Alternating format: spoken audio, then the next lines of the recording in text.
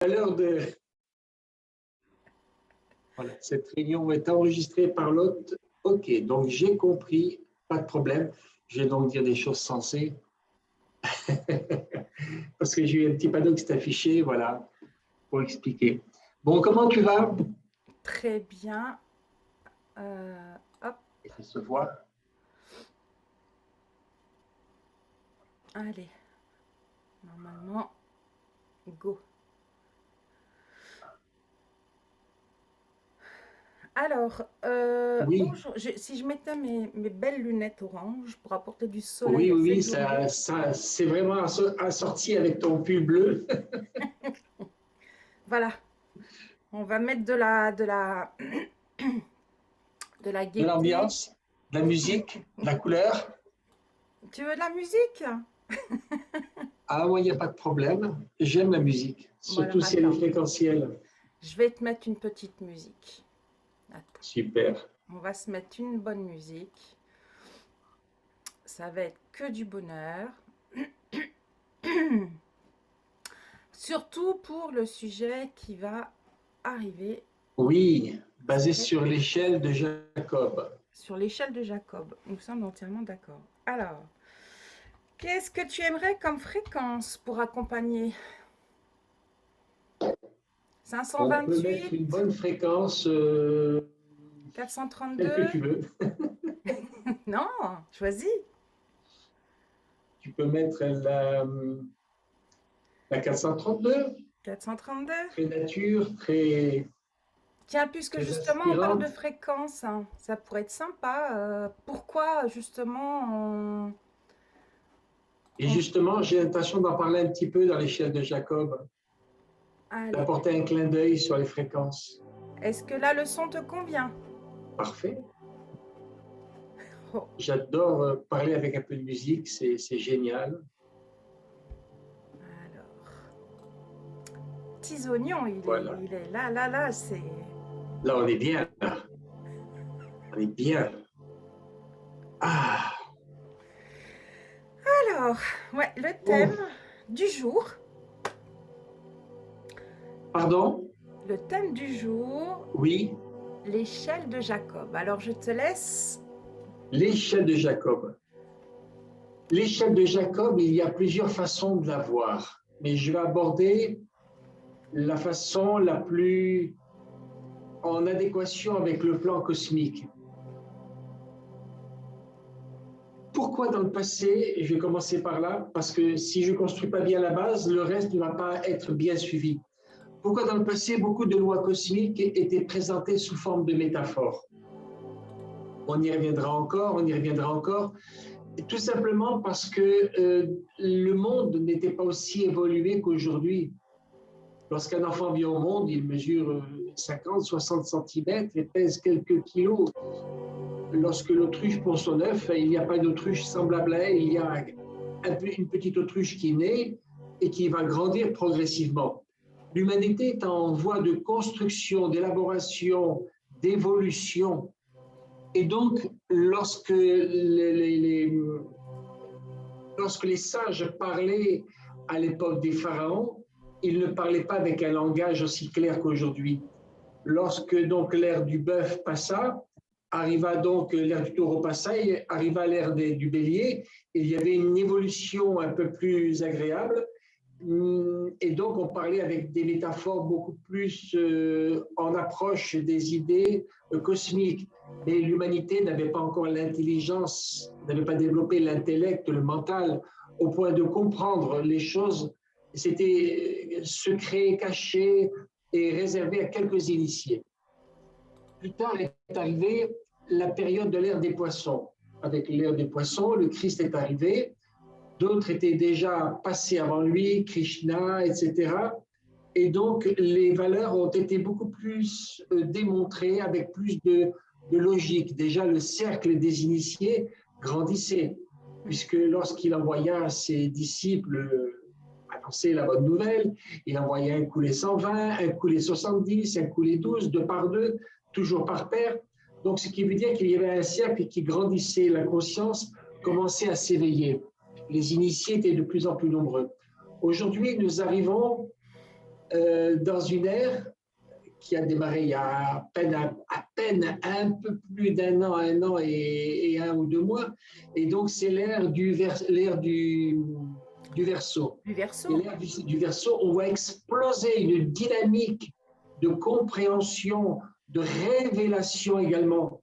C'est la grande révélation et tout le monde parle de sujets qui étaient cachés à l'époque, mais qui aujourd'hui sont accessibles aux consciences. Dans ces derniers siècles, on a reçu une évolution d'âme supérieure à tout ce qui a été parcouru pendant des milliers d'années.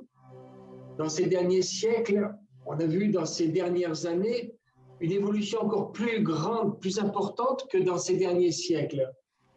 Et dans ces dernières années, maintenant, on a l'impression qu'il y a un caractère exponentiel, une explosion de la connaissance dans tous les esprits. On voit les gens parler de choses qu'on n'aurait jamais supposé être. Comme par exemple, aujourd'hui, on parle de science quantique, mais la science quantique était cachée sous des formes de religion, mais la science quantique a toujours existé de tout temps. Avant, on parlait encore au Moyen-Âge de sorcellerie, on parlait de ceci, de cela. Si tu touchais aux plantes, oh, catastrophe, alors le diable est en toi parce que tu traficotes avec les plantes pour soigner les gens. C'était dément, c'était dément.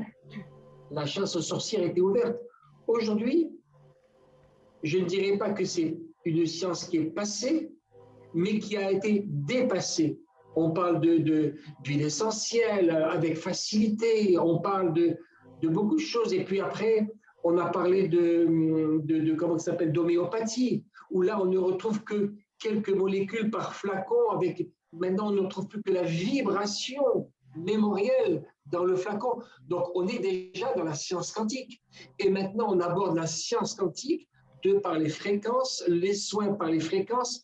On voit les choses se développer. Donc, il y a eu une évolution très progressive, mais maintenant, on est dans une courbe d'accélération totale. Et dans les années à venir, ce n'est pas de la rigolade, ça va être extraordinaire. Donc, dans pas très longtemps. Et donc, l'échelle de Jacob, eh bien, c'est quelque chose qui doit être révélé aujourd'hui, qui doit être annoncé. On doit la démontrer. Il est dit, par exemple, dans le texte sacré, la Bible entre autres, que lorsque Dieu créa la grande conscience divine créa son système solaire, il la créa au sein des 12 constellations du zodiaque. Notre soleil est jaune. Il existe, comme je l'avais déjà expliqué, d'autres soleils, d'autres couleurs, parce que ces soleils correspondent à des chakras différents. Nous avons des chakras, c'est parce que ces chakras sont en correspondance à nos constellations, lesquelles sont au format de la galaxie, laquelle est au format du maître de l'univers. Et donc, il y a des consciences gigantesques qui gèrent tout cela et qui met avec un côté du méticuleux tellement affiné qu'on dit c'est pas possible. Exemple, quand on parle de chakras, qui sont donc l'échelle de Jacob, on voit qu'il y a 7 notes de musique, on voit qu'il y a donc 7 taux fréquentiels, on voit qu'il y a 7 jours de la semaine, on voit qu'il y a des couleurs qui sont associées à ces chakras, etc., etc. Donc, les 7 plans de conscience que l'on trouve en nous ne sont ni plus ni moins que des émanations des centres de conscience déjà accomplis dans notre galaxie, dans notre univers, dans les univers, puisque maintenant, beaucoup commencent à parler maintenant avec une certaine légèreté et sans conscience totale du multivers, sans savoir ce que ça veut dire, mais ça fait bien, c'est un mot à la mode. On parle de multivers, et pourtant, tout cela existe. Donc, pour revenir à notre échelle de Jacob, il y a donc une histoire qui a expliqué cela pour que les initiés puissent comprendre et que le peuple puisse se dire, bon, il y a quelque chose de caché derrière tout cela, il va falloir retirer le paravent pour comprendre un peu mieux. Eh bien, l'histoire remonte au début de l'ère du bélier, avec Abraham, qui a eu comme fils Isaac, et je passe sur les détails, dont le demi-frère s'appelait Ismaël. Et après, Isaac a donné naissance à 2 enfants par sa femme qui s'appelait Rebecca. Et donc, ces deux enfants s'appelaient Ésaü et s'appelaient Jacob. Pourquoi le nom de Jacob a-t-il été donné? Eh bien, tout simplement parce que ce sont deux jumeaux. L'un est né juste avant l'autre, mais tellement juste avant, il n'y a même pas eu de 10 minutes d'écart.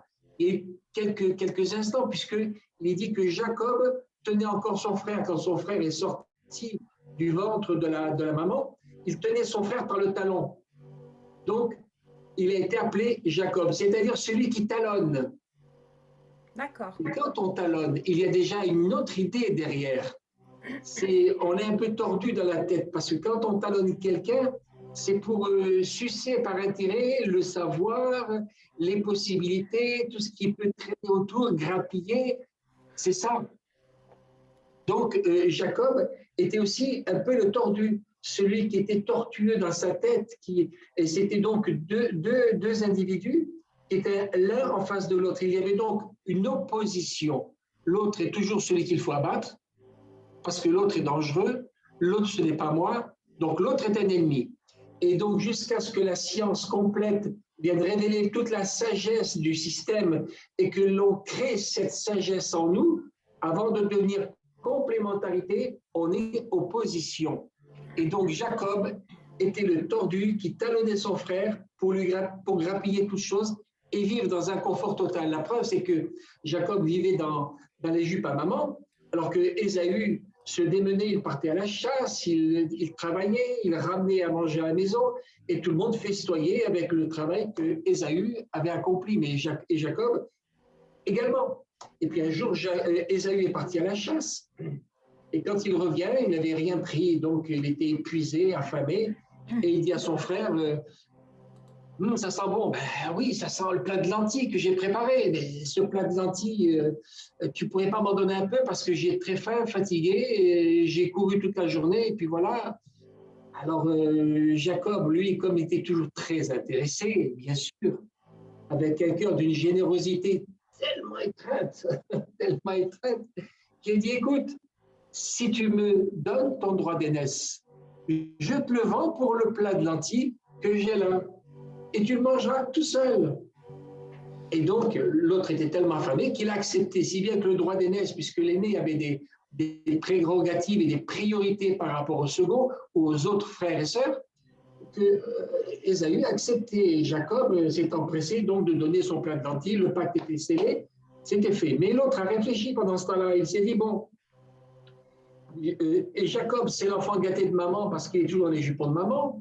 Maman, et qu'est-ce que tu veux, mon chéri? Qu'est-ce que tu veux, mon fils bien-aimé?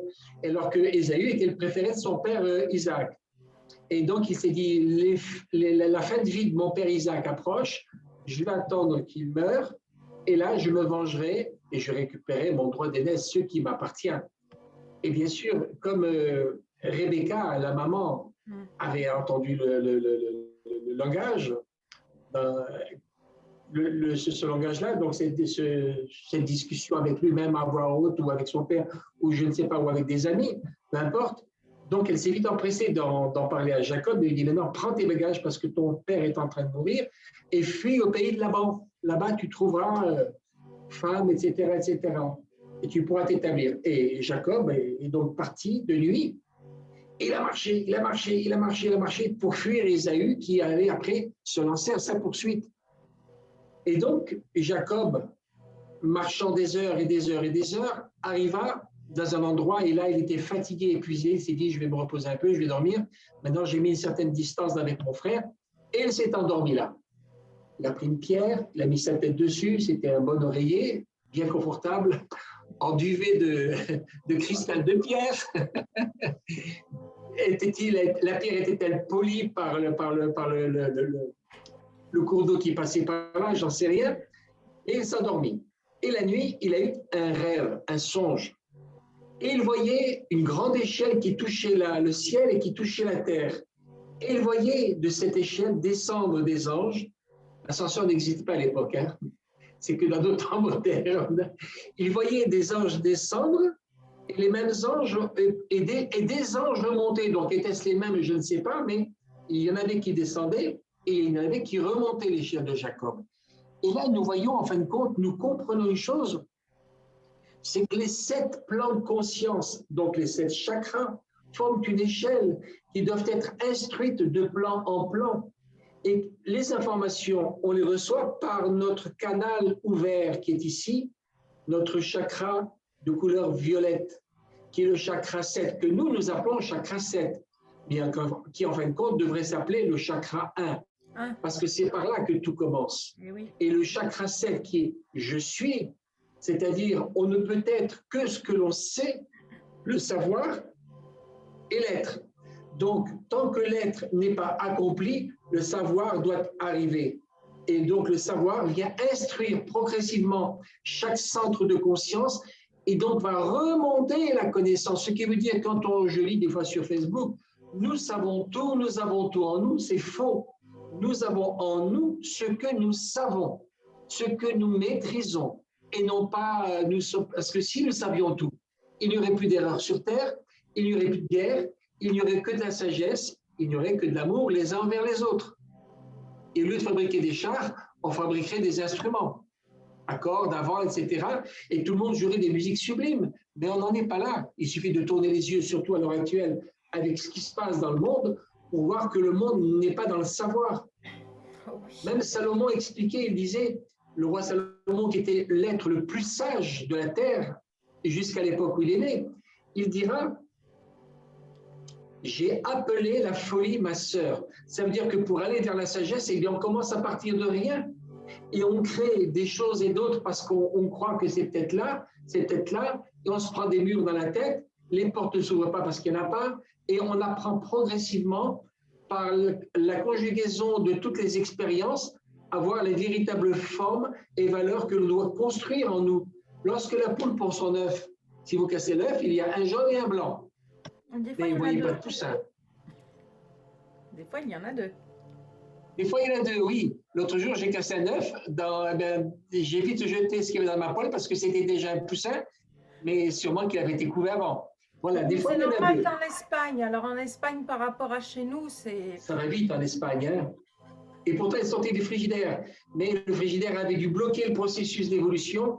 C'était un œuf de ferme. Bon, ben, c'est comme ça. Peut-être qu'il a été trouvé après coup. Bref. Et donc, quand l'œuf est pondu, si on le casse, il y a un jaune et un blanc. Et donc, si on le couvre, on le met à température ambiante de la poule, il va donc se développer le germe qui est collé au jaune et il va se nourrir de toutes les substances jusqu'à devenir un poussin.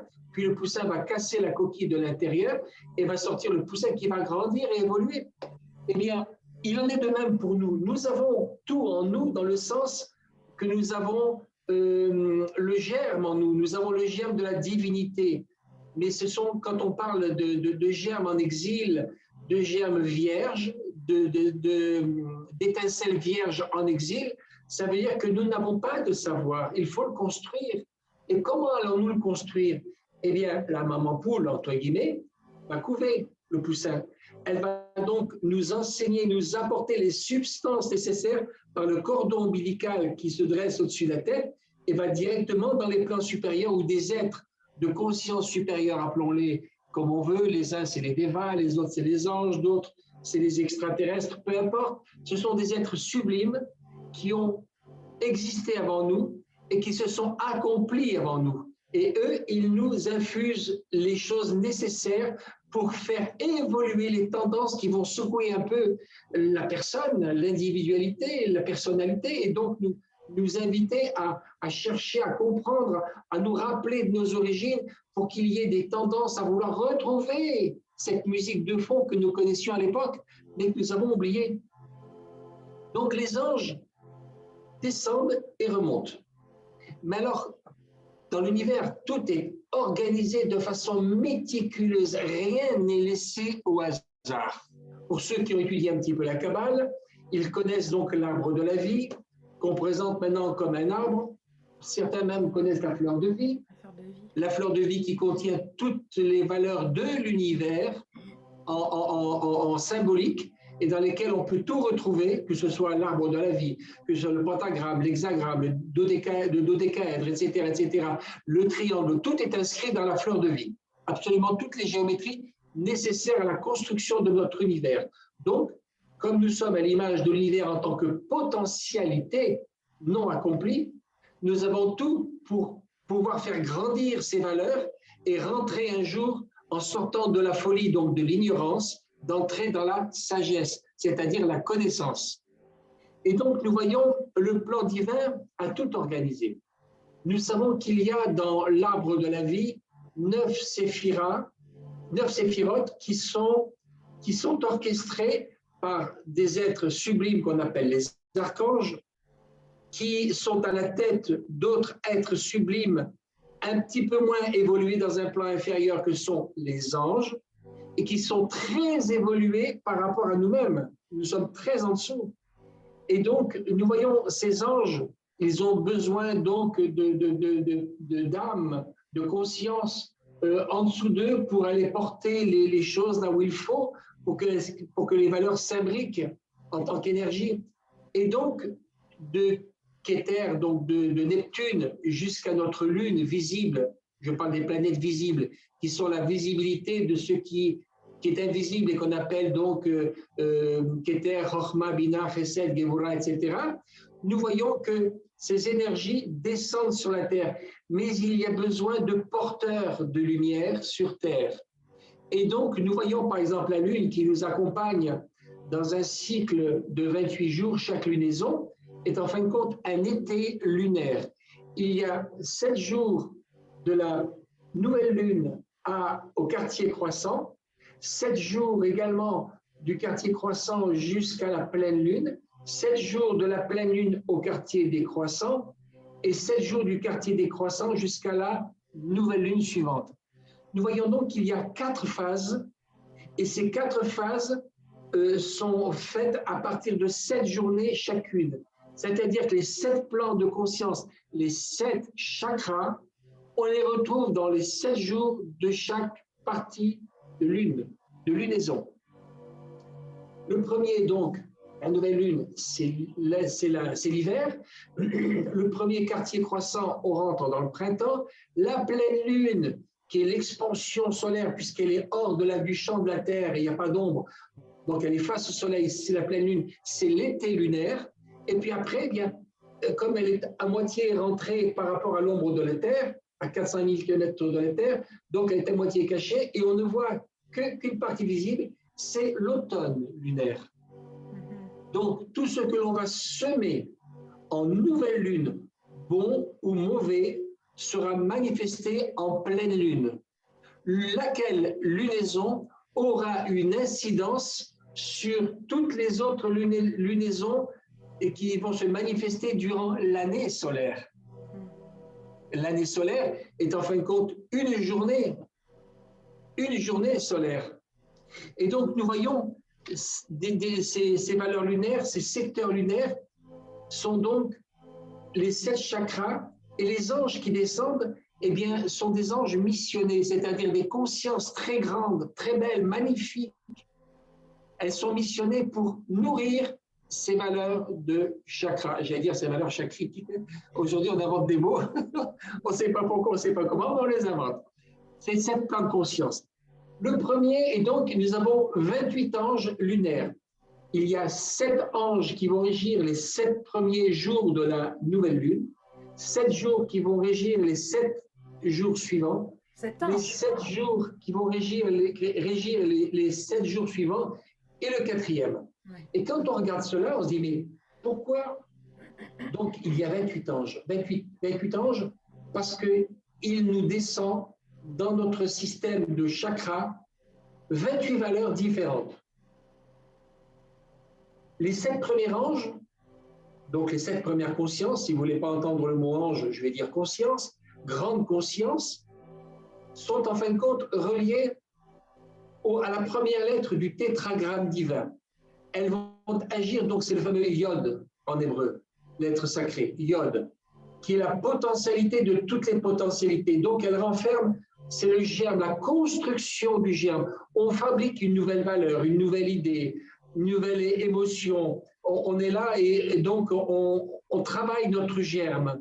7 jours après, le germe est travaillé. On va l'intérioriser dans la terre. Donc, du premier quartier à la pleine lune. Et puis là, il y a comment ça s'appelle, les branches vont pousser, etc., les racines. Et à la pleine lune, eh bien, il va y avoir l'épi, il est complet, il est mûr pour la moisson, et donc il va y avoir récolte. Et la pleine lune, c'est une valeur de récolte, de grande récolte. D'ailleurs, à cet effet-là, les Hébreux considéraient plus, il y avait deux fêtes, la nouvelle lune et la pleine lune, mais la fête de la nouvelle lune était très supérieure à la fête de la pleine lune, parce que la pleine lune, tout était déjà fait. Il y avait juste à récolter et à se réjouir. Mais le plus gros travail, c'était en nouvelle lune. Qu'est-ce que je vais semer dans ma terre? Qu'est-ce que je vais y placer? Et ça, c'est important.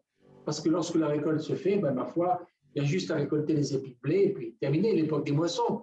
Donc, voilà, on a donc 28 anges lunaires, 28 consciences lunaires qui agissent chacune de ces consciences par un degré, par une valeur, pardon, de la lunaison. Et chaque jour de lunaison correspondant à un ange dont le nom s'écrit avec 3 lettres hébraïques, qui donc s'associant forment un nom. Par exemple, le premier des anges lunaires s'appelle Génédiel. Il a une fonction carrément liée à celle des séraphins, de Métatron. Et donc, il lance la volonté divine en action, il l'active en nous, et il va agir sur ce que j'appelle le chakra 1, que nous on appelle le chakra 7, parce que nous sommes en valeur inversée. On est un peu comme les arbres, on a les racines en bas, donc la tête en bas, et on se nourrit encore de ce qui vient en bas, et on met les pieds vers le ciel, alors qu'on doit faire l'inverse. On doit se nourrir de ce qui vient du ciel, et puis laisser partir à la terre tout ce qui est inutile. Et donc, le premier va travailler sur notre chakra 7, le démarrage du germe, la première vigueur qui va donner une volonté extraordinaire. Le deuxième ange va travailler sur le chakra 6. Le troisième ange va travailler sur le chakra 5 et jusqu'à arriver au 7.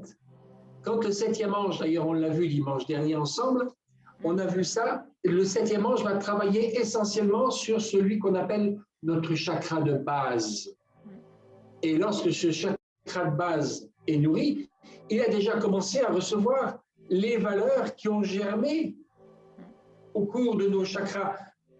Je sais, je vois, je communique, j'aime.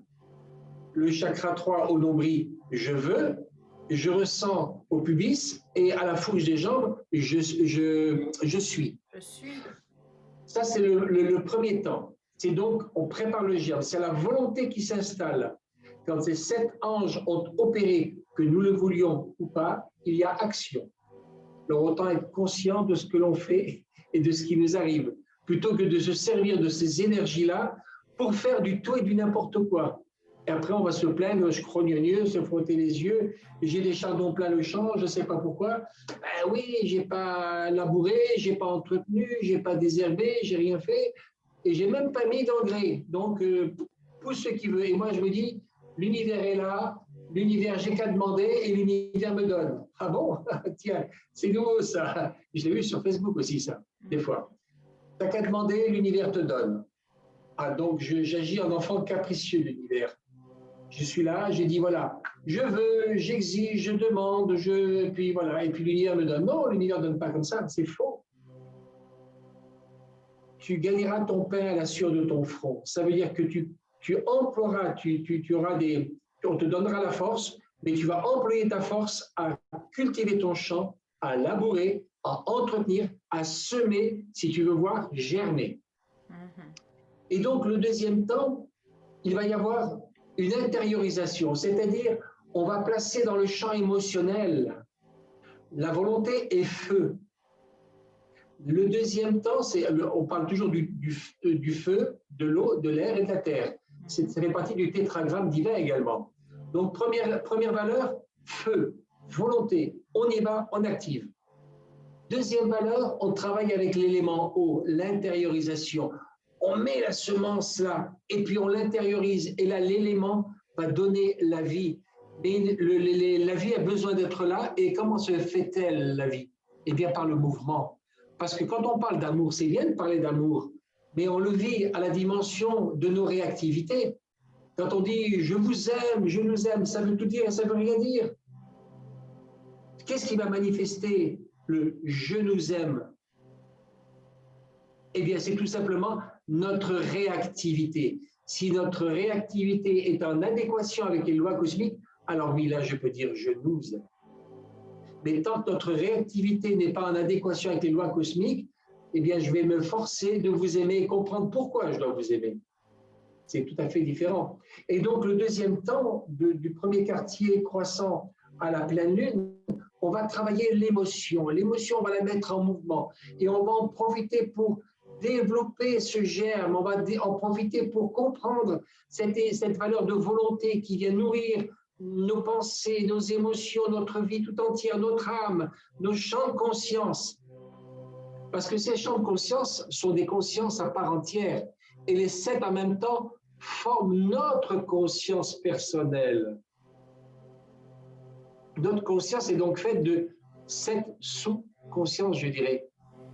Et donc, c'est pour ça qu'on appelle l'échelle, mais l'échelle est faite de barreaux. Et donc, on va travailler avec les émotions. Les émotions vont créer le mouvement. Le mouvement nous met en route. Et là, c'est la vie qui se manifeste. Parce que quand il y a paralysie, il n'y a plus de mouvement. Donc, il n'y a pas d'amour, il n'y a même pas d'ambition, il n'y a rien. C'est statique et ça meurt. C'est figé. Il faut qu'il y ait mouvement. Même si vous prenez, par exemple, ma souris, on voit, elle est fixe. Je la pose sur ma main. Je peux la poser 10 ans, mais je dois enlever la main avant, bien sûr. Eh bien, la souris ne bougera pas. Elle ne bougera pas. Et on dit, ouais, c'est immobile. C'est pas vrai. Prenez votre souris, prenez un bout de papier, prenez ce que vous voulez sous un microscope qui aujourd'hui, il y a des microscopes qui vont très très loin. Et analysez, vous allez voir qu'il y a des molécules et que les molécules sont faites d'atomes. Et que les atomes, c'est un mouvement permanent. Vous avez un noyau central construit de neutrons et de protons, et autour, vous avez des électrons qui tournent, qui tournent, qui tournent. Et donc, plus il y a d'électrons, plus il y a de périphéries autour du noyau central. C'est notre système solaire. Il y a le Soleil, et plus il y a des électrons qui tournent. Il y a la Terre, il y a Vénus, il y a Mercure, il y a Mars, il y a Jupiter, il y a Neptune, il y a Saturne. Et il y a tout ça, tout ce monde-là. Et donc, c'est la vie qui se manifeste. Et le champ d'électrons qui va donc travailler, qui répondre à l'idée première et à l'émotion engendrée, et bien donc va donner naissance à des molécules puisqu'ils vont s'associer. Et ces molécules vont former ce que l'on voit se manifester autour de nous. Donc, on en est à l'élément O. Le troisième temps, c'est l'élément R, c'est-à-dire l'extériorisation. Et donc, en valeur d'extériorisation, on voit donc le mouvement. Les arbres ne peuvent pas bouger tout seuls, donc ils sont mis en mouvement par le vent.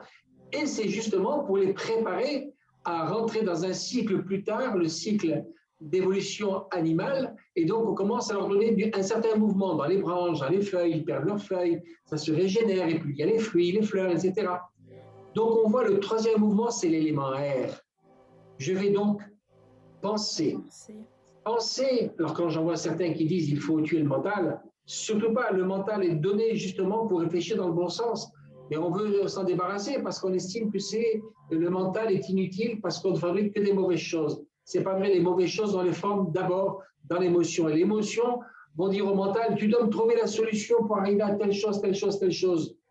Donc le troisième passage des énergies angéliques, de ces êtres puissants et très élevés au-dessus de nous, vont donc instruire nos pensées, les pensées de nos chakras. Donc, comment va-t-on penser? La pensée va définir le croquis. C'est ce qui va figer la forme. Mais je dis bien figer la forme sur un papier, sur une idée. Elle est là, elle est statique. Et comment faire évoluer cette forme? Eh bien, parce que justement, il y a l'émotion qui est là avant. Et donc, on commence à se faire des films.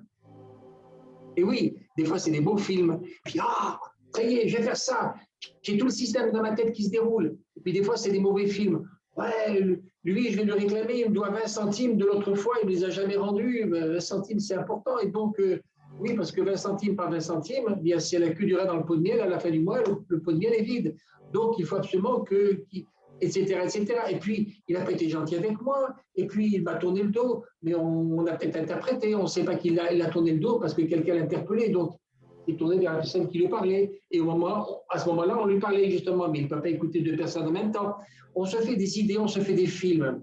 Donc, il faut recevoir ces instructions volonté, émotions qui vont donc mettre le mouvement, mental, qui vont dessiner des schémas lumière, et non pas rester dans notre obscurantisme. On a une lampe, mais on l'éteint parce qu'on a peur d'user les piles. Et oui, et oui, on trouve de tout sur Terre. Qu'est-ce que tu crois, Christelle? C'est comme ça, on trouve de tout. On a l'électricité, mais on ne l'utilise pas. On a des bougies, mais c'est pour au cas où. Voilà, etc., etc., etc. C'est comme ça. Et donc, le troisième mouvement, les 7 derniers anges qui vont agir sur nos chakras à tour de rôle, eh bien, vont nous apporter, c'est les porteurs de conséquences. Et les conséquences, on appelle ça dans un terme général le karma. Les conséquences, on a peur du karma. Mais oui, on a commis les bêtises, donc on a récolté les fruits, on doit les consommer maintenant. Pour savoir quel goût ça a, c'est parfois pas très bon, parfois c'est bon. Ça dépend ce qu'on a fait de notre volonté, ça dépend comment on y a mis nos émotions, comment on a ensuite réalisé, réfléchi le programme. Et puis voilà, les conséquences arrivent. Il y a toujours des conséquences à toute chose. Et parfois on dit pourtant, mais j'ai même pas pensé, oui, mais tu l'as nourri quand tu avais 2 ans, tu as commencé à... oui, mais à 2 ans, mais non, on est un bébé innocent. Oui, mais ton passé, tes vies antérieures, elles parlent, elles sont là, elles ont déjà mis l'empreinte du caractère de ce que tu étais lors de ton dernier décès. Rien n'est oublié. Donc tu récupères ça, non pas comme valeur de punition, mais pour accomplir et boucher les trous. Là où c'était faux, là où la feuille était déchirée, il faut réparer, mettre un bout de scotch. Là où c'était mal écrit, il faut gommer, il faut réécrire en créant un papier divin. Donc le quatrième temps, le quatrième mouvement dans nos chakras, c'est les conséquences. Donc les 7 jours qui précèdent la future lune, c'est donc 7 jours où il y a les conséquences qui s'installent et qui nourrissent, et donc les bonnes choses nourrissent notre âme, et les mauvaises choses, eh bien, on doit les dissoudre. Voilà. On doit les dissoudre tout simplement. Donc, on a là une échelle de Jacob, avec les anges qui descendent. Donc, ces consciences qui descendent. Et nous nourrissons tout cela, nous nous nourrissons, et nous faisons remonter. Et à terme, quand on atteindra le dernier barreau de l'échelle de Jacob, le je sais, là, les chakras s'inverseront, parce que nous aurons compris que nous sommes ce que nous savons. On ne peut pas être autre chose. Prenez 10 personnes différentes ou 100 personnes différentes. Elles ont chacune une conscience différente. D'ailleurs, elles ne se ressemblent aucune. Ou si sont frères et sœurs, on reconnaît qui est le frère, qui est la sœur, c'est normal. Lui, elle porte des cheveux longs, quoique maintenant, il porte des cheveux courts. Et puis, l'homme, ben, il peut porter des cheveux longs, mais on voit que c'est un homme quand même, exemple moi, et d'autres. Mais à la voix et au tempérament, Christelle, tu souris, mais c'est vrai. Aujourd'hui, on voit de tout. On voit de tout, de tout, de tout. Et donc, ce qui veut dire que quand nous aurons atteint cette sagesse ultime, que nous verrons ce que nous ressentons, et non pas nous ressentons, parce que pour l'instant, nous ressentons ce que nous voyons, c'est-à-dire que nous l'interprétons. Mais à ce moment-là, on verra et on fera le tri entre ce que nous ressentons de bien et de pas bien. Et puis on communiquera ce que nous voulons, parce que pour l'instant, nous communiquons ce que nous ne voulons pas forcément, mais qui est tellement empreint dans notre caractère que les mots passent avant les pensées, on a du mal à les maîtriser, on dit « Oh, j'ai parlé sans savoir ». Non, non, on a justement parlé de notre fond profond. Ou sans réfléchir. On ne s'est pas trompé. Et après, on rectifie parce que c'est une façon de s'excuser. Non, non, je n'ai pas voulu dire ça. Voilà, combien de fois entendu. C'est pas ça que je voulais dire. Comme hier, une personne dit bonne journée, madame, ou un truc comme ça. Alors, je lui réponds gentiment, je ne suis pas une dame. regardez mon faciès et vous verrez que je suis un monsieur. Alors elle me dit, vous le prenez bien, c'est bien. J'ai dit, ben, pourquoi voulez-vous que je le prenne mal, puisque dans mes vies antérieures, j'ai certainement été des femmes et hommes également. Donc forcément, dans ces jeux de scène qui sont multiples et qui sont divers, eh bien, on ne peut pas s'offusquer d'une chose d'une autre. Simplement, quand je regarde un message, je regarde qui me l'envoie et à quoi il correspond avant de répondre. C'est plus sage des fois. Ça évite de faire des bourdes. Donc, notre échelle de Jacob, on franchira le dernier barreau, donc l'ange qui remonte. Eh bien, c'est nous. Lorsque nous aurons franchi le dernier barreau, là, on sera dans une pleine connaissance, une pleine sagesse, et là, on comprendra réellement, je dis bien réellement, ce qu'est l'amour.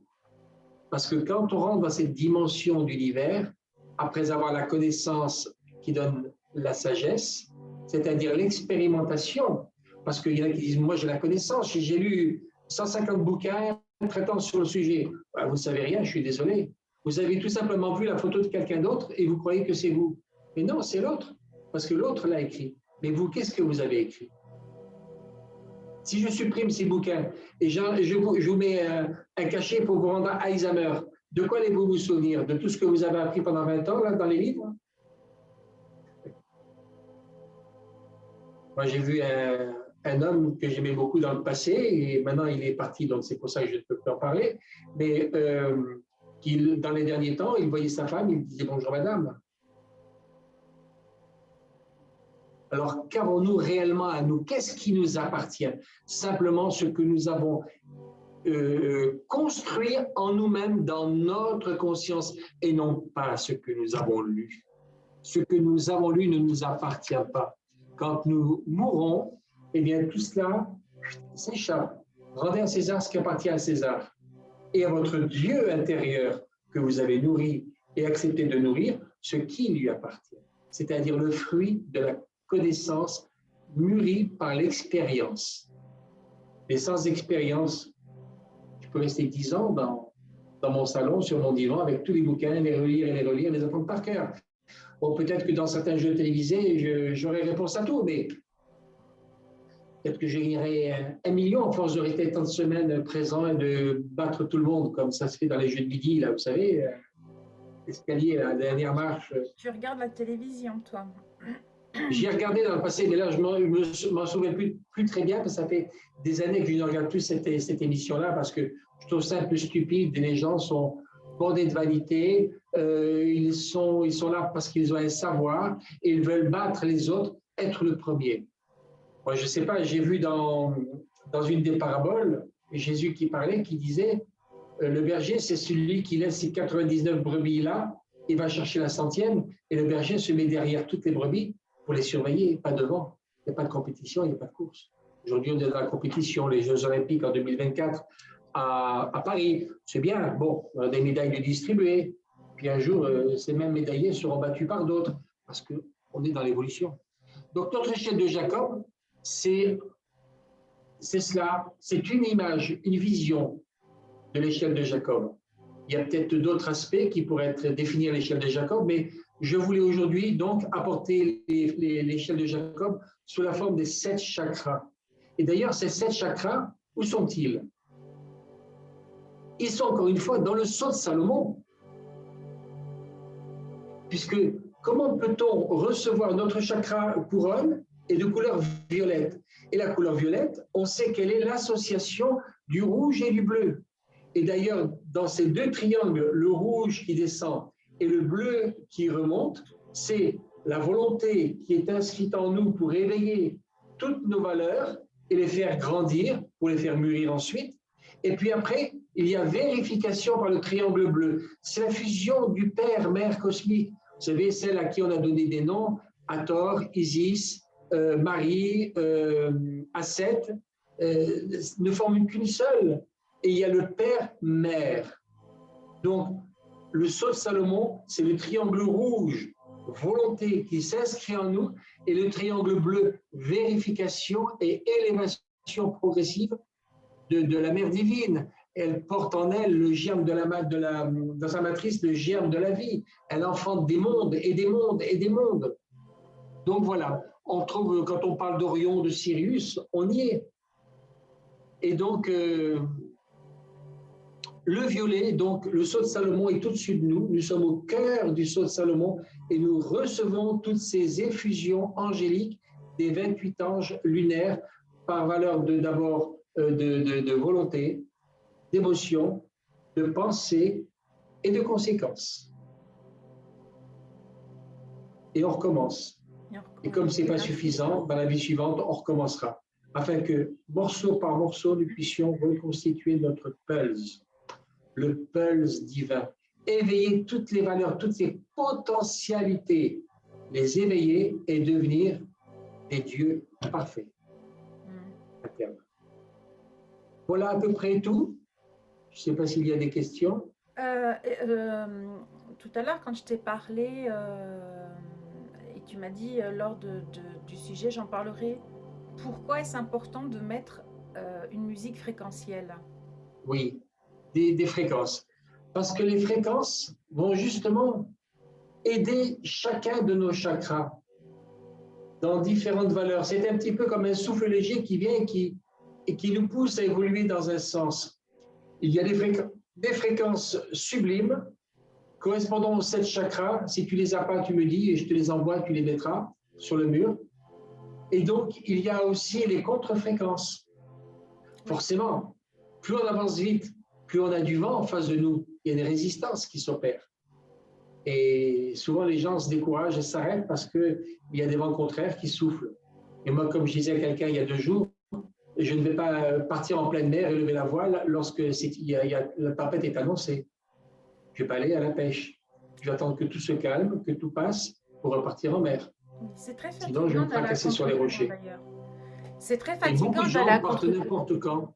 Pardon? C'est très fatigant d'aller à contre-courant parce qu'on s'use. C'est très fatigant. On s'épuise. Et les gens vont à contre-courant dans leur vie parce qu'ils ne font pas la part des choses et ils pensent qu'ils sont là pour gagner le système, s'installer. Ils ont peut-être besoin d'1 million d'euros, peut-être de 10, peut-être que de 50 euros, mais tout ce qui nous est donné ou alloué dans cette existence, c'est pour nous conduire dans une valeur qu'on n'a pas maîtrisée ou qu'on n'a pas bien finie, de manière à pouvoir remettre les choses en place pour reprendre le bon cheminement de la vie. Rien n'arrive par hasard. Rien n'arrive par hasard. Est-ce que ça serait sous forme de reconnaissance, d'un besoin de reconnaissance? Le besoin de reconnaissance, eh bien, c'est une valeur racine, parce que les racines ont plusieurs sous-racines. Par rapport à la compétition, je parle. Par rapport à la compétition. Par rapport à la compétition. Oui. D'accord. Donc, ça me donne une petite orientation encore plus affinée. Le besoin de reconnaissance par la compétition, c'est parce que l'homme veut être souverain et dominer les autres. D'accord. Donc, c'est une forme de prétention totale, d'orgueil. Je veux être le premier, je suis le plus grand, le plus beau, le plus parfait. J'ai des petits défauts, mais je les cache avec des beaux habits. Je ne montrerai pas cela. Voilà, avec de belles paroles. Puis je cache mes yeux avec une belle paire de lunettes de soleil. Je ne sais pas si tu as vu, les artistes font ça, tous les grands de ce monde font ça. Oui, non, même s'il n'y a pas de soleil. Je te rejoignais dans le sens où tu parlais tout à l'heure de cette émission, ou des gens qui ont un savoir de par les lectures, ou qui pensent avoir la science infuse par rapport à... Alors, il y a 2 choses, 2 motivations. Ou bien l'orgueil, la prétention d'être le premier, ou bien il y a une revanche à prendre sur le passé. C'est-à-dire, on m'a toujours dit que j'étais médiocre à rien, donc je veux montrer qui je suis maintenant, je veux montrer que je mérite. Si on est dans cette pensée-là, dans la pensée de celui qui prétend être le meilleur, le plus fort, il est mal dans sa peau, il n'est pas bien, parce que ce n'est pas une bonne situation. Un jour ou l'autre, il épousera le contraire. Et si c'est pour le complexe d'infériorité, parce qu'on a tellement diminué dans la vie qu'on veut maintenant dépasser, eh bien, ce n'est pas bon non plus, parce que ça veut dire qu'il y a toujours le vide en soi, qu'on n'a pas réussi à combler. Ce qui veut dire que peu importe ce que les gens disent de moi, Je ne m'en soucie pas. Ça ne m'intéresse pas. L'important, c'est ce que je pense de moi. L'important, c'est que je ne mette pas mon frère ou ma sœur en porte-à-faux, mais que je fasse respecter l'équilibre et la dynamique de la fraternité. Qu'il y ait toujours ce rapport. Que le pont ne soit pas brisé, que le pont existe toujours entre les autres et moi. Si après eux veulent le casser, c'est leur problème. Mais moi, je ne le casserai pas. Je n'amènerai jamais rien à la destruction, ni une amitié, ni un couple, ni une séparation de mes enfants, ni. Tout ça, c'est parce que voilà, on est à côté de la plaque. Donc, quand les gens sont en valeur de souffrance, soit ils ont des choses à comprendre, et plus vite ils les comprendront, plus vite ils sortiront de leur souffrance, ou parce qu'ils sont carrément à côté de la plaque et ne veulent pas aller dans le sens qui leur est destiné dans cette incarnation, parce que chaque incarnation n'est pas un lieu de villégiature, c'est une école. Et l'école, en effet, on est là dans cette école pour travailler. Mais comme nous avons le libre arbitre, nous pouvons tout aussi bien faire l'école buissonnière. Les surveillants ne nous surveilleront pas, nous laisseront sortir.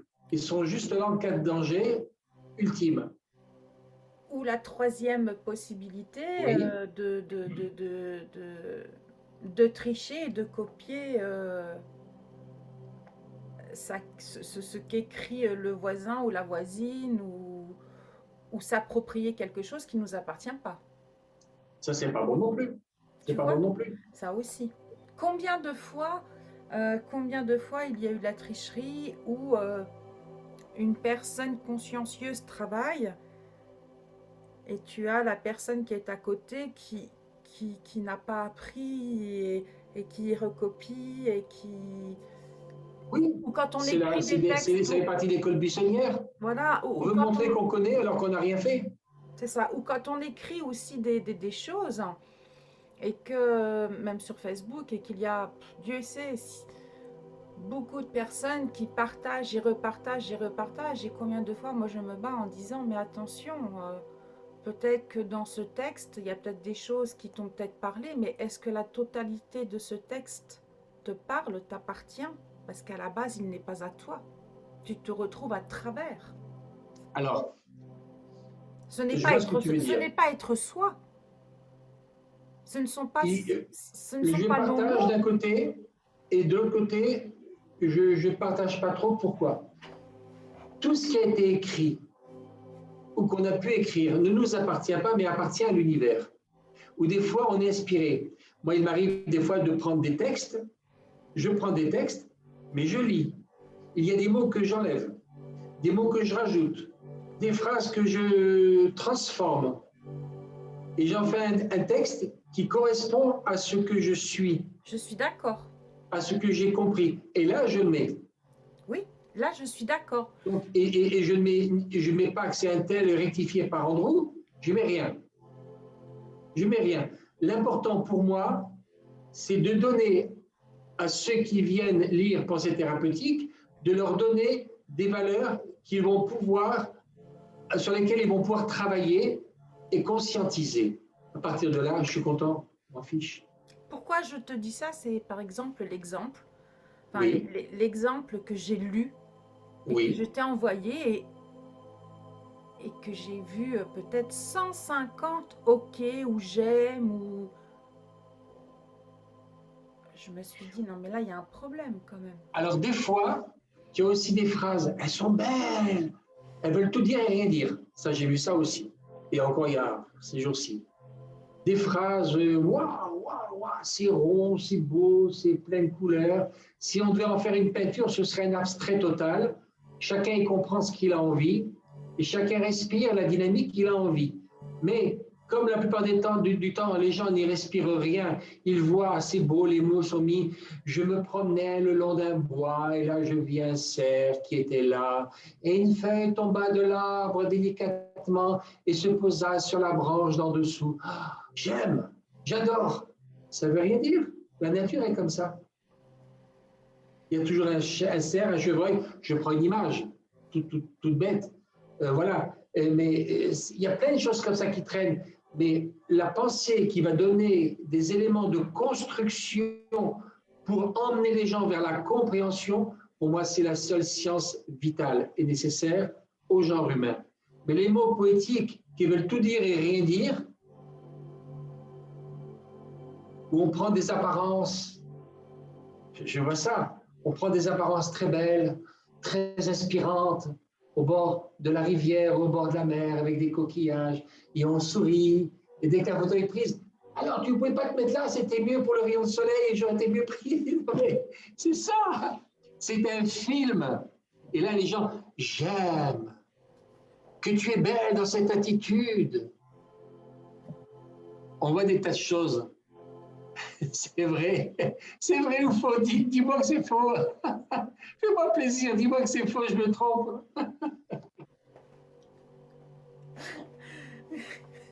Ou est-ce que j'ai le droit de dire un peu la vérité? Oh ben oui, parce que c'est... L'authenticité, rester soi, sans décorum et sans faire valoir autour de soi. Bon, là, on voit, j'ai une tenture, j'ai une belle diabétique de 40 kilos, c'est bien. C'est parce que j'ai vendu des minéraux pendant 20 ans. Donc, j'ai gardé quelques souvenirs. Et j'ai vendu des tentures aussi. Bon. Oui, voilà. Mais ce n'est pas pour mon décor personnel. Je pourrais mettre aussi d'autres pierres que j'ai magnifiques. Mais non, mais ça, c'est pas le plus important. L'important, c'est ma conscience. Qu'est-ce que je vais en faire? Quelle direction je vais lui donner? Tu as des gens, des fois, qui te disent, quelle est la mission de ma vie? Échelle de Jacob. Où j'en suis dans mon ressenti?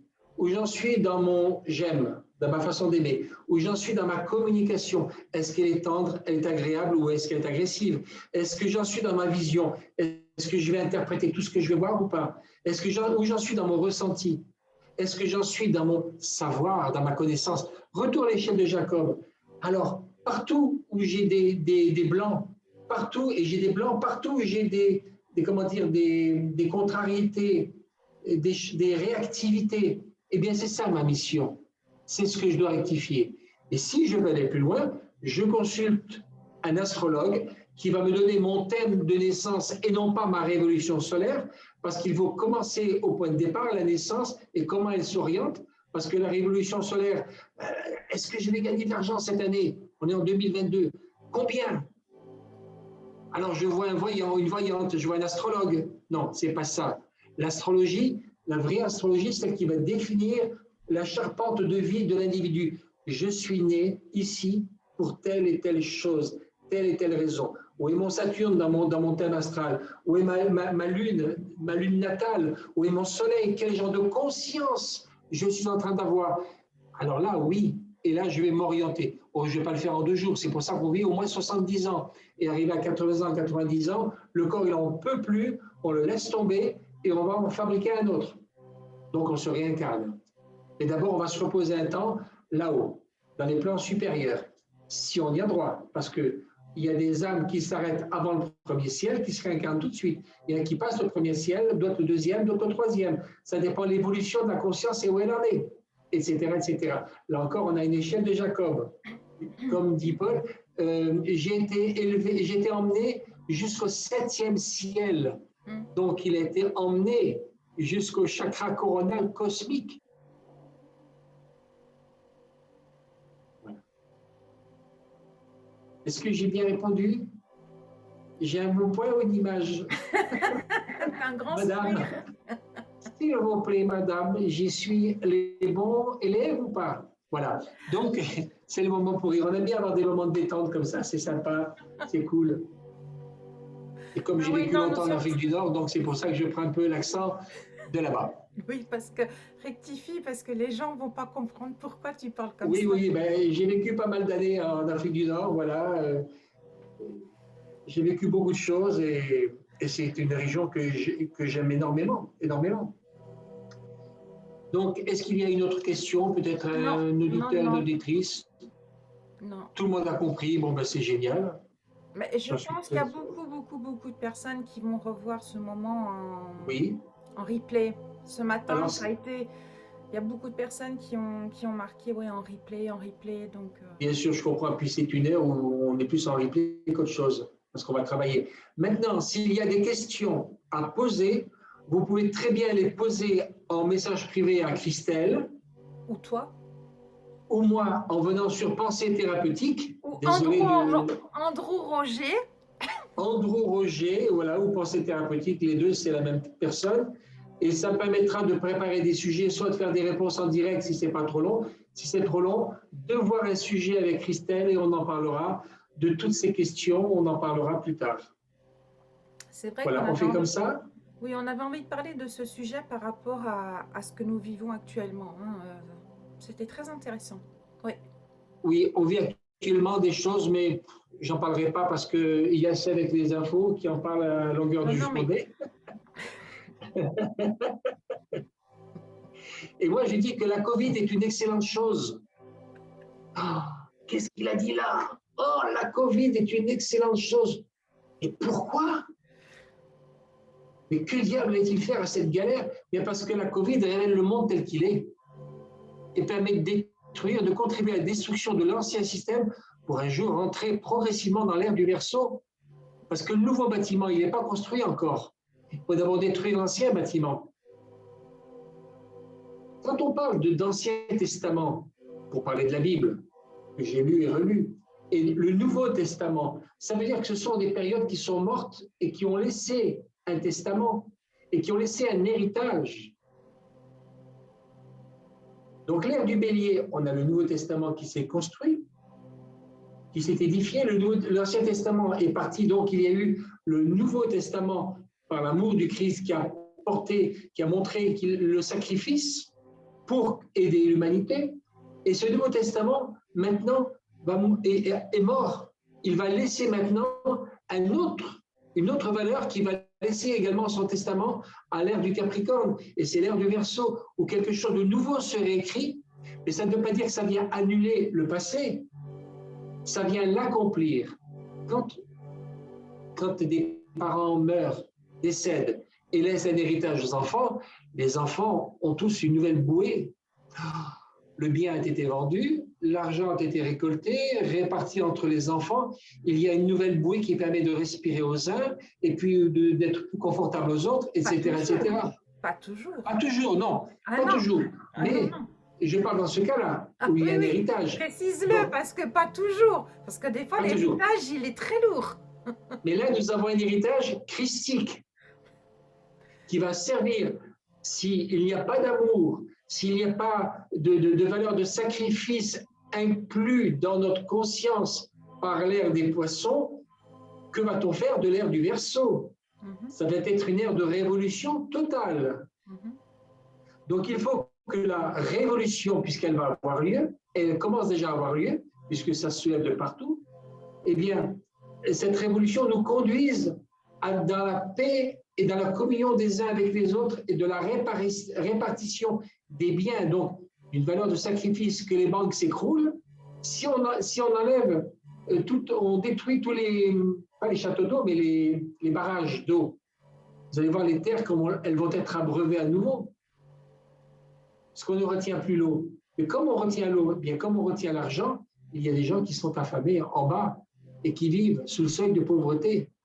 Donc l'ère du Verseau, c'est cette ère où on va voir une telle révolution dans le sens du retour au partage que tout le monde va pouvoir respirer mieux.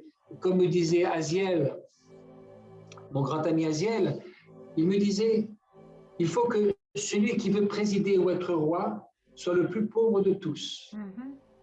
Parce qu'en comprenant la pauvreté, il comprend la misère des autres. Si celui qui est là et qui apporte ses prêches le dimanche à l'église s'habillait juste avec un t-shirt et puis un pull léger, il comprendrait à plus forte raison ceux qui ont froid et qui n'ont pas de veste à mettre sur leur dos pour venir écouter la prêche. Et donc, il mesurait ses mots en fonction de l'audition qui est là et raccourcirait des fois le temps, etc., etc. Donc, l'ère du Verseau, c'est une ère de révolution où on va voir s'écrouler l'ancien système pour retrouver une valeur de partage, d'égalité entre tous et toutes. Entre autres, voilà. C'est tout? Ben, merci beaucoup. Et c'est bien. On se donne rendez-vous pour un prochain sujet. On verra, on en reparlera. Parce que tu vois, on avait rendez-vous hier et ça a été reporté aujourd'hui. Ce n'est pas grave. C'est pas grave. Rien n'est grave. On vit le moment présent. Hein. Ça, c'est comme. Enfin, nous, on fonctionne. Donc, on revivra des moments présents. Voilà. Avec de la joie et de la bonne humeur. Joie, bonne humeur, convivialité, partage, avec le sourire, avec cet esprit cordial et détendu. On ne se prend pas la tête à faire des semblants. Non. Oh, ma carré est un cercle est un carré. Oh, comme il y a dans un Indien dans la ville, tu sais. Voilà. On est des êtres spirituels, on est des êtres vivants, on est des êtres simples et on s'exprime en toute simplicité. Et c'est bien.